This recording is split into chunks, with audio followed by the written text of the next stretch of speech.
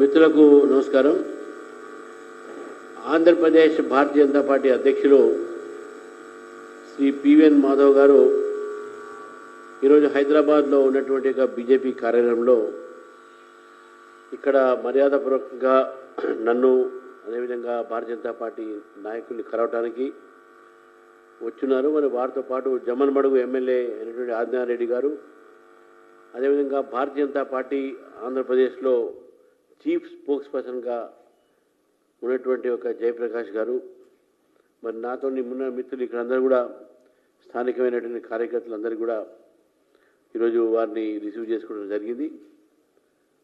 మన ఈ రెండు రాష్ట్రాలు ఈ యొక్క అభివృద్ధి కార్యక్రమంలో మోదీ గారు చేస్తున్నటువంటి అభివృద్ధి కార్యక్రమాల్లో ముఖ్యంగా జిఎస్టీ విషయం అయితేంది, అనేక రకాలైన పథకాలు అయితేంది, వాటి గురించి కూడా మీ ఇద్దరు కూడా చర్చించినాము.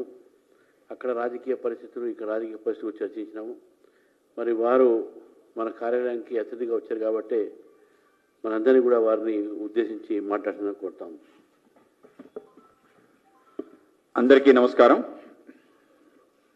పెద్దలు మా తెలంగాణ రాష్ట్ర అధ్యక్షులు శ్రీ రామచంద్రన్నకి, అలాగే ఇతర తెలంగాణ మిత్రులకు, ఇవాళ నేను భారతీయ జనతా పార్టీ ఆంధ్రప్రదేశ్ రాష్ట్ర అధ్యక్షుడిగా బాధ్యతలు స్వీకరించిన తర్వాత మొదటిసారి తెలంగాణ కార్యాలయానికి రావటం జరిగింది. తెలంగాణ కార్యాలయం అంటే ఈ కార్యాలయ నిర్మాణం, ఈ కార్యాలయ గృహప్రవేశం, ఈ కార్యాలయంలో అనేక పనులు చేసిన అనుభవం. గతంలో నేను భారతీయ జనతా యువ మోర్చా రాష్ట్ర ఉపాధ్యక్షుడిగా, ప్రధాన కార్యదర్శిగా, జాతీయ కార్యదర్శిగా పనిచేయటం, ఆ సమయంలో ఈ కార్యాలయం మాధ్యమంగా ఉమ్మడి ఆంధ్రప్రదేశ్లో అన్ని ప్రాంతాలు తిరగటం, ఆ విధంగా అనేక తీపి స్మృతులు ఈ యొక్క కార్యాలయంతో ముడిపడి ఉన్నది. కనుక ఈ కార్యాలయానికి రావటం అంటే ఆ విధంగా హోమ్ కమింగ్, ఆ విధంగా ఇంటికి వచ్చిన అనుభవం. అలాగే తెలంగాణ రాష్ట్రానికి కూడా నూతన అధ్యక్షులుగా మా పెద్దలు, అలాగే మా అఖిల భారత విద్యార్థి పరిషత్ మా సీనియర్గా మా భావించే రామచంద్ర అన్న రావటం కూడా మాకు చాలా అదృష్టంగా భావిస్తున్నాం. ఆ విధంగా ఆంధ్రప్రదేశ్ అలాగే తెలంగాణ రెండు కూడా తెలుగు ప్రజలకి రెండు కళ్ళు లాంటివి. తెలుగు ప్రజలు సంబంధించిన అన్ని రకాల అంశాల్లో ఈ రెండు ప్రాంతాల యొక్క అభివృద్ధిలో కూడా కలిసి పనిచేయాలని చెప్పి తెలంగాణ ప్రాంతంతో పాటు రామచంద్రన్కి ఆంధ్రప్రదేశ్లో కూడా పెద్ద ఎత్తున మిత్రులు ఉండటం, ఆయన గతంలో బార్ కౌన్సిల్ ఎన్నికల్లో పోటీ చేయటం, అన్ని బార్స్ అక్కడ రాష్ట్రంలో అటు శ్రీకాకుళం నుంచి చిత్తూరు వరకు అన్ని చోట్ల ఆయన మిత్రులు ఉండటం, ఆ విధంగా ఆయన మాకు ఉపయోగపడటం, అలాగే మేము కూడా ఈ ప్రాంతంలో పనిచేయటం. మా నాన్నగారు పివి చలపతిరావు గారు రాష్ట్రానికి సంబంధించి మొదటి ఎన్నికైన అధ్యక్షులుగా పనిచేయటం, ఆయన కూడా ఈ ప్రాంతానికి ఉండే అనుబంధం, అలాగే మాకు కూడా మొత్తం అన్ని ప్రాంతాలు తిరిగిన అనుబంధం. కనుక ఇద్దరం కలిసి తప్పనిసరిగా రెండు రాష్ట్రాలకు సంబంధించిన అనేక పనులు, పార్టీ సంబంధించిన సంస్థాగత అంశాలతో పాటు ఇతర అంశాలతో కూడా కలిసి వెళ్లే విధంగా అవకాశం ఉంటుంది.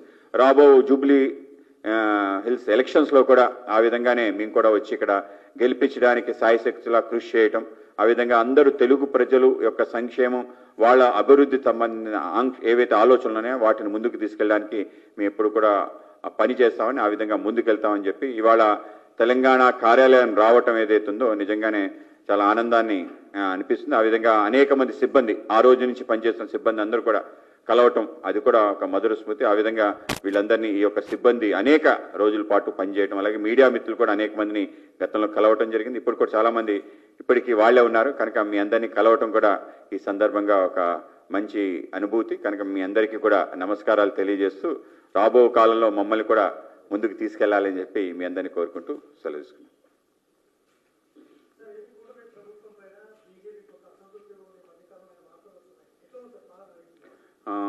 డబుల్ ఇంజిన్ సర్కార్ ఏదైతే ఉందో, ఏ విధంగా ఫుల్ ప్లేజ్ పనిచేస్తుందో దాని ఈ మధ్య నరేంద్ర మోడీ గారు వచ్చిన సందర్భంలో చెప్పడం జరిగింది. మా నారా లోకేష్ గారు చెప్పారు, ఇది దేశంలో ఏ రాష్ట్రంలో ఎలా ఉన్నా కూడా ఇక్కడ డబుల్ ఇంజిన్ బుల్లెట్ ట్రైన్ నడుస్తుంది. ఆ విధంగా శరవేగంగా మూడు ప్రాంతాలతో ఉత్తరాంధ్ర సంబంధించి విశాఖపట్నం కేంద్రంగా, అలాగే సెంట్రల్ ఆంధ్ర ఏదైతే అమరావతి కేంద్రంగా, అలాగే రాయలసీమ, ఈ మూడు ప్రాంతాల యొక్క అభివృద్ధి ఇవాళ శరవేగంగా కొనసాగుతుంది. ఎవరు ఊహించని విధంగా ఒక సంవత్సరంలోనే 10 లక్షల కోట్ల పెట్టుబడులు నిజంగా రావటం, ప్లేస్ అవటం, ఆ యొక్క అనేక రకాల ప్రారంభోత్సవాలు అవ్వటం, శంకుస్థాపన జరగటం, ఆ విధంగా జరుగుతుంది. మొన్న ఏదైతే గూగుల్ యొక్క ఇన్వెస్ట్మెంట్ ఏదైతుందో ఆర్టిఫిషియల్ ఇంటెలిజెన్స్ హబ్, సుమారు $15 బిలియన్ యొక్క ఇన్వెస్ట్మెంట్ అవుట్ సైడ్ అమెరికాలో, అలాగే దేశంలోనే అతిపెద్ద FDI, ఆ విధంగా ఫారెన్ డైరెక్ట్ ఇన్వెస్ట్మెంట్ వచ్చిన ఏకైక డెస్టినీ ఇవాళ ఆంధ్రప్రదేశ్. ఆ విధంగా మొత్తం ఇవాళ ప్రపంచవ్యాప్తంగా చర్చించుకునే విధంగా ఇవాళ గూగుల్ రావటంలో కేంద్ర ప్రభుత్వం యొక్క సహకారం, ముఖ్యంగా నరేంద్ర మోడీ గారు ఆయన స్టివర్డ్షిప్లో దాన్ని ముందుకు తీసుకురావటం, దాన్ని అందిపుచ్చుకొని రాష్ట్ర ప్రభుత్వం ముందుకు తీసుకెళ్ళటం, దీంతో పాటు దేశంలోనే అతిపెద్ద రెన్యూవల్ ఎనర్జీ సంబంధించిన గ్రీన్ హైడ్రోజన్ సంబంధించిన హబ్, దానికి 1,80,000 కోట్లతో అది NTPC ఆధ్వర్యంలో విశాఖపట్నం ప్రారంభం కావటం, అలాగే BPCL సంబంధించి 80,000 కోట్లు నెల్లూరు దగ్గర ఒక పెట్రోకెమికల్ కాంప్లెక్స్ రావటం, ఈ విధంగా అనేక రకాల పెట్టుబడులు, అలాగే ముఖ్యంగా Rayalaseema power house of south India చేయాలి అని చెప్పి, అలాగే మా రాష్ట్రానికి 3 ఎకనామిక్ కారిడార్స్ ఉండటం, విశాఖపట్నం చెన్నై కారిడార్, హైదరాబాద్ బెంగళూరు కారిడార్, అలాగే బెంగళూరు చెన్నై కారిడార్, ఈ 3 కారిడార్స్ కూడా ఆంధ్రప్రదేశ్ ఉండటం, ఇవన్నీ కూడా సాధ్యం అవటం, దాంతోపాటు అనేక నోట్స్ రావటం, ఇవన్నీ కూడా కేవలం డబుల్ ఇంజిన్ యొక్క సర్కార్ యొక్క నేపథ్యం. తెలంగాణలో కూడా డబుల్ ఇంజిన్ సర్కార్ రావాలి. ఇవాళ ఒక ఇంజిన్ ఉంది, పైన రెండో ఇంజిన్ కూడా వచ్చే విధంగా ఇవాళ వాతావరణం ఏర్పడింది. కనుక డబుల్ ఇంజిన్ సర్కార్ యొక్క పూర్తి స్వరూపం ఇవాళ కానీ చూడాలి అంటే ఆంధ్రప్రదేశ్ చూడాలి. సో ఆ విధంగా ఆ యొక్క అభివృద్ధి జరుగుతుంది. కూటమిలో కూడా అందరూ కూడా కలిసి ముందుకెళ్ళటం, ఎక్కువసార్లు మాట్లాడుకోవటం, గతంలో లేని విధంగా నేను అధ్యక్షుడు అయిన తర్వాత అనేక కార్యక్రమాలు కలిసి చేస్తున్నాం. కనుక మంచి వాతావరణం నిర్మాణం అయింది. రాబో కాలంలో ఆ యొక్క సాంప్రదాయాన్ని కొనసాగించే ప్రయత్నం చేస్తాం.